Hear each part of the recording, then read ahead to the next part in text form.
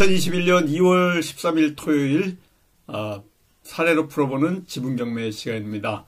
여기 밴드 전체 검색란에서요. 사례로 풀어보는 지분경매와 소송, 협상에 관련된 이 내용을 검색하셔가지고요. 밴드 찾아오셔가지고 가입하시면 됩니다. 오늘은 57강인데요. 지금까지 우리가 진행했던 내용들 중에 부동산 가압류를 전자소송으로 진행하는 이러한 내용을 합니다. 먼저 가압류가 뭔지 또 가처분이 뭔지 이 보전처분에 대해서 정확한 이러한 그 개념이 없으신 분들은 가압류, 가처분 얘기만 들어도 머리가 아프고 잘 모르는 경우가 있습니다. 본안소송은 또 뭐고 보전처분이라는 게 뭔지 이거에 관련해서 잠깐 말씀을 드리도록 하겠습니다. 우리가 지금 진행하고 있는 이 가압류 같은 경우에는요, 아직까지는 판결문이 없습니다. 금전에 관련된 판결문, 지난 우리 55강에서 했는데요. 이 부당이득금 반환 청구 소송에 관련된 판결문을 받기 전에 이 타 공유자의 부동산에 이 보전 처분을 하는 게 부동산 가압류입니다. 일단 그 채권자, 채무자 입장, 먼저 원고 피고가 아니고요. 보전 처분 같은 경우에는 채권자, 채무자, 그래서 이 가압류를 신청하는 사람이 채권자, 타 공유자가 채무자가 되는 경우가 굉장히 많은데요. 일단은 일반적인 이러한 그 가압류 관련된 사건 같은 경우에는 채무자의 재산이 파악이 잘 안 되는 경우가 있는데, 우리 지분경매에서의 가압류 같은 경우에는 타 공유자의 지분이 부동산 등기부등본에 타 공유자 지분이 완전히 나와 있기 때문에 부당이득이 발생하는 경우에 이러한 그 부동산 가압류가 굉장히 실효성이 있습니다. 한마디로 채무자에게 책임재산이 있기 때문에 바로 채무자가 무일푼이 아니고요. 이 소송을 진행하더라도 언제든지 타 공유자에게 이러한 그 부당이득금에 관련된 내용들을 집행할 수가 있습니다. 우리가 일반적인 재판 같은 경우에는요, 힘들게 이렇게 재판을 하더라도 채무자에게 재산이 없을 때는 집행을 할 수가 없는데요. 상대방에게 이러한 그 집행을 할 수 있는 지분경매 같은 경우에는 타 공유자의 재산이 바로 등기부등본에 나타나기 때문입니다. 이 돈을 받아낼 수 있는 이러한 그 방법 중에 하나가 부동산 가압류를 하는 경우가 많은데요. 민사 소송 절차에서 크게 보전 처분하고 본안 소송으로 나눌 수가 있는데, 우리가 보통 하는 보전 처분, 가처분 같은 경우에는 공유물 분할 청구 소송이 본안 소송이 되고요. 우리가 지금 진행하는 가압류, 부동산 가압류는 부당이득금 반환 청구 소송이 본안 소송으로 됩니다. 보전 처분, 본안 소송 그 다음에 강제 집행을 하게 되는데요. 이겨가지고 상대방이 바로 이 부당이득에 해당하는 금전을 갖다가 나 채권자에게 지급하지 않을 때는 바로 강제 집행을 할 수 있습니다. 이렇게 타 공유자인 채무자가 책임재산을 빼돌리지 못하도록 바로 그 재산에 대해서 가압류 조치하는 것을 보전 처분이라고 하고요. 본안 소송이 바로 그 소송에서 판결문을 받는 내용이고, 그 판결문에 의해 가지고 그 다음 행동이 강제 집행입니다. 그러니까 보전 처분, 본안 소송, 강제 집행 이렇게 3단계로 나눠서 앞으로 공부하셔야 됩니다. 그래서 우리는 그 채무자의 명의, 그러니까 타 공유자 명의로 된 부동산을 잘 알고 있기 때문에 비교적 적은 비용으로 보전 처분을 신청할 수가 있고요. 또 이러한 그 부동산 말고도 은행 예금이라든가 이체동산이라든가 다른 것 같은 경우에는 이 집행할 수 있는 게 3가지가 있다, 이렇게 보시면 됩니다. 보전 처분만 해가지고는 문제가 해결이 되지 않으니까요. 또 본안 소송을 꼭 집행을 해야 된다. 본안 소송에 승소하게 되면 채무자 재산을 또 강제 집행할 수 있는 이 3단계. 그래서 부동산에 대한 강제 경매를 신청하거나 가압류를 본압류로 전이한 이런 채권 압류 및 추심 명령까지도 할 수가 있는 이런 신청을 하게 됩니다. 그리고 또 다른 일반적인 곳에서는요, 채권자가 채무자의 재산 현황을 잘 알지 못할 때 재산 명시, 재산 조회, 그리고 채무 불이행자 명부 등재를 통해 가지고 이렇게 집행을 할 수 있는 이 3단계로 또 갈 수가 있습니다. 자, 여기까지가 우리가 이제 지금 진행하는 이 부동산 가압류에 관련된 전체적인 내용을 말씀드리고요. 이번 돌아오는 화요일 날, 그러니까 16일인데 2월 16일 날 1일 특강이 있습니다. 이번 월요일, 새로 월요일 지나서요. 2021년 2월 16일 화요일 날, 그러니까 돌아오는 주일 화요일 날 1일 특강이 있습니다. 4시 반부터 7시 반까지고요. 홍범기 사무총장님 010-3033-9074번으로 문의 주시면 될 것 같고요. 이 등록비는 5만 원입니다. 그래서 오늘 이렇게 말씀드리는 지분경매 전체적인 소송과 협상에 관련된 깊은 내용들을 1일 특강을 통해서 여러분들하고 공부를 할 수 있는 시간입니다. 그리고 또 이 실전반 강의 17일 날 돌아오는 수요일 날 이 수시로 등록 가능하고요. 우리가 많은 이 제자분들이 그동안 이 지분경매를 통해서 협상 또 소송을 통해 가지고 이 실질적으로 수익이 난 내용을 갖고 이번 주에는 진행을 합니다. 그리고 여러분들이 꼭 이렇게 큰 수익이 날 수 있는 물건을 초이스하는 요령, 그리고 또 해결하는 프로세스, 이런 실전반을 수시 등록할 수가 있는데요.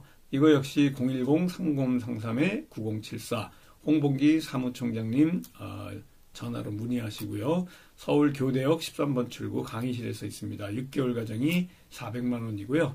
이 강의에 어떤 진도가 있는 게 아니기 때문에 수시로 언제든지 등록하실 수가 있습니다.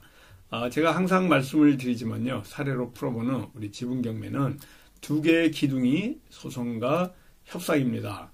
지금 소송 중에 우리가 부동산 가압류에 관련된 내용, 오늘은 2탄이고요. 57강 시작합니다. 지난주 56강에서 부동산 가압류에 대한 1강을 했고요. 이어가지고 2강 오늘 마무리 짓습니다. 그리고 협상에 관련된 내용을 아시려면요. 여기 1강서부터 계속해서 연재해 오고 있으니까 내용을 충분히 숙지하시면요. 여러분들이 언제든지 지분경매를 통해 가지고 공부하실 수 있는 이러한 그 내용들을 충분히 숙지하실 수가 있습니다. 자, 지난주에 했던 내용인데요. 이 등록 면허세 내는 방법, 또 부동산 등기부등본에 이러한 국가에 세금을 내는 이러한 그 방법들에 대해서 말씀을 드렸습니다. 이 부동산 203페이지라는 겁니다. 부동산 가압류 같은 경우에는요. 먼저 담보를 먼저 제공을 하실 수가 있어요. 부동산 처분금지 가처분은 선담보가 안 됩니다. 그래서 먼저 가처분 신청서를 내시고요. 재판부에서 이 담보 제공 명령이 나와가지고 그 명령에 의해서 현금이든지 아니면은 또 이러한 그 담보를 제공할 수 있는 보증보험증권을 할 수 있게끔 하는 겁니다. 그래서 이 채무자 재산을 묶어두는 게 바로 아까 말씀드린 보존 처분이다. 이렇게 보시면 되고요. 그래서 혹시 채권자의 주장이 거짓일 때 법원에서 채무자의 재산이 침해당하는 거에 대한 이러한 그 담보를 내게끔 하는데 이 부동산 가압류 같은 경우에는 선담보를 한다. 그래서 담보에는 보증서 공탁하고 현금 공탁이 있는데요. 뭐 거의 이 부동산 같은 경우에는요. 보증보험 공탁으로 나오는 경우가 거의 많습니다. 물론 현금 공탁이 나올 때도 있는데요.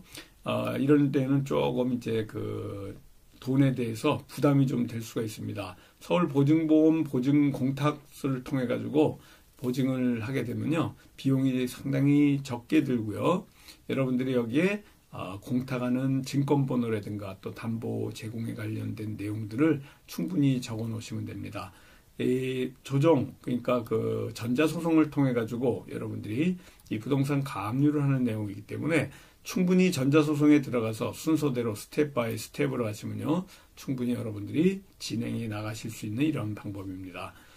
보존 처분은 청구가 아니고요. 신청 취지, 신청 이유를 기재하게 되는데 이 신청 취지를 직접 입력해도 좋습니다. 얼마 길지 않기 때문에요. 책에 있는 내용을 여러분들이 그대로 복사해 가지고 넣어주시면 되고요. 이 신청 취지 같은 경우에는 아예 이 정해져 있는 내용을 그대로 적으시면 되기 때문에 크게 어렵지 않습니다. 신청 이유도 이 교재에 있기 때문에요. 여러분들이 그걸 잘 보시고 직접 입력해도 되고 첨부 파일을 통해서 이렇게 넣어도 된다는 말씀드립니다. 그래서 여기 보시는 것 같이 신청 취지와 신청 이유, 전자소송의 부동산 가압류란에 그대로 순서대로 진행하면 되시고요. 당사자, 채권자의 이러한 그 인적사항, 기본 정보를 적어 놓으시면 되고요. 채무자의 기본 정보 쭉 적어서 진행하시면 됩니다. 그 다음에 목적물에 대해서 이렇게 기재해야 되는데요. 부동산의 종류, 주소 이런 것들을 여러분들이 기입하게 되고요. 이 등기 고유번호 그러면은 등기부등본 우측에 나와 있는 이런 소명 자료를 통해서 넣으면 됩니다. 또 본안소송은 그 제출하는 증거서류를 갑제 1호증, 또 피고가 제출한 증거서류는 을제 1호증이라고 그러는데 가압류 신청 사건에서는요 소자를 앞에다가 붙여줍니다. 그래서 소갑제 1호증 그리고 채무자 같은 경우에는 소을제 1호증이라고 해서 소는 소명의 약자이기 때문에 소자를 이렇게 붙여주신다 이렇게 보시면 됩니다. 굉장히 중요합니다. 본안소송은 소자가 빠져서 갑제 1호증, 2호증으로 이렇게 하면 되고요. 첨부해 주시면 되고요. 스캔 받아가지고 그대로 진행하시면 됩니다. 소명자료 첨부한 후에 첨부 서류를 첨부 파일로 제출하는데요. 가압류 신청 진술서하고 또 이러한 그 등기부등본까지 소명 자료에서 넣으시면 되고요. 이 가압류 신청 진술서는 전자소송 사이트에서 다운로드 받아가지고 간단히 작성하시면 됩니다. 아주 그렇게 어렵지 않아요. 여기 보시면요. 가압류 신청 진술서 그래가지고 그대로 다운받을 수 있게끔 여기 보시는 것 같이 전자소송 사이트에서 여러분들이 진행할 수 있도록 이렇게 순서대로 되어 있습니다. 가압류 신청 진술서 굉장히 중요한 부분이니까 이 부분 잘 숙지하셔가지고요. 하나하나 적어주시면 되고요. 이 가압류 신청 진술서 전자소송 사이트 우측 아래 양식 모음에 보면요. 이렇게 다운받아서 적으면 됩니다. 본인이 직접 적어 주셔야 되고요. 사실대로 정확하게 해야 되고요. 가압류 신청 진술서가 굉장히 중요합니다. 여기에서 요구하는 내용들이 거짓일 때 나중에 굉장히 불이익을 받을 수 있기 때문에 가압류 신청 진술서 같은 경우에는 잘 숙지하셔가지고 적어주셔야 되고요. 피보정 권리 같은 경우엔 채권자가 채무자에게 받아야 할 부당이득금을 피보전 권리로 적어주시면 됩니다. 이러한 그 보전의 필요성이라든가 또 채권자가 알고 있는 채무자의 재산이 부동산이 전부이고 본항소송의 판결 전에 채무자가 처분해버리면 추후 채권 만족이 어렵다는 이 보전의 필요성 아주 중요한 내용이니까요. 잘 숙지해 주시기 바라겠습니다. 아까 가압류 신청 진술서 여기 보시는 것 같이 양식 모음에 들어가면 가압류 신청 진술서 여기 써 있죠. 딱 나오게 됩니다. 그래서 다운받으셔가지고 진행하면 될 것 같습니다. 209페이지입니다. 기재할 내용이라든가 해당 사항이 없다 그러면 그 기재하면 될 것 같고 중복 가압류 또 이 신청 외에 가압류를 또 한 사실이 있는지에 대해서도 정확하게 여러분들이 진술해 주시면 될 것 같습니다. 그리고 부당이득금으로 부동산 가압류를 하고 또 다른 가압류 했는지 이런 거 안 했으면 안 했다고 말씀 주시면 되고요. 이상이 없으면은 인지대 송달료 납부하고 서류 넣는 걸로 이렇게 진행을 하는데요. 제일 중요한 게 이제 여기서 보시는 그 가압류 신청 진술서고 다시 한번 말씀드리지만 전자소송에 보시면 양식 모음 민원 안내에 양식 모음이 있는데요. 여기서 가압류 신청 진술서라고 이렇게 검색하셔가지고 꾹 눌러주시면요. 요 밑에 가압류 신청 진술서에 다운을 받을 수 있도록 이렇게 자료가 나옵니다. 이대로 진행해 주시면 될 것 같고요. 가압류 신청 진술서에서 조금이라도 틀리면 나중에 불이익을 받을 수 있기 때문에 가압류 신청 진술서는 잘 생각하셔가지고 아주 자세하게 잘 넣어주시면 될 것 같습니다. 자, 아까도 말씀드렸지만은 보전 처분 말씀드렸고요. 다음 주에 이제 전자소송으로 부당이득금 반환 청구서 신청하는 방법에 대해서 자세하게 말씀드릴 건데요. 조금 전에 제가 시작하기 전에 보전 처분이 바로 부동산 가압류다. 그리고 본안 소송하는 이거는 그 가압류는 본안 소송이 아니죠. 승소 판결문은 바로 요거는 묶어놓기 위해서 재산을 묶어놓기 위해서 하는 게 가압류고요. 부당이득금 반환 청구에서가 이제 본안 소송입니다. 여기에서 이기게 되면 여러분들이 이제 여기서 이제 그 집행을 하게 되는 거예요. 강제 집행을 하는데 이 집행이 바로 경매입니다. 그래서 타 공유자의 이걸 그 재산을 여러분들이 가압류한 재산 본안 소송에서 승소해가지고 집행을 하게 되는데요. 이게 바로 경매입니다. 그래서 이 경매를 통해서 타 공유자 지분에 이 지분을 갖다가 내가 가져올 수도 있고 아니면은 또 그 부당이득에 해당하는 이 금액을 배당을 통해서 받을 수도 있는 이런 방법입니다. 그래서 지금 우리가 이번 57강까지 오는 데 있어서 부동산 처분금지 가처분하고 부동산 가압류가 보전 처분이고요. 이 부당이득금 반환 청구 소송하고 우리가 지난번에 했던 이 공유물 분할 소송에 의해서 공유물 분할 청구 소송을 하는 것이 바로 가처분에 관련된 본안 소송이다 이렇게 보시면 됩니다. 부당이득금 반환 청구에서 보시면요. 전자소송이든 종이로 진행하는 소송이든 절차는 같습니다. 단지 전자소송의 경우 법원에 소장을 접수하는 방법, 법원으로부터 각종 송달받는 방법, 서류를 송달받는 방법이 인터넷을 통하기 때문에 전자소송이 훨씬 편리하다 이렇게 보시면 되고요.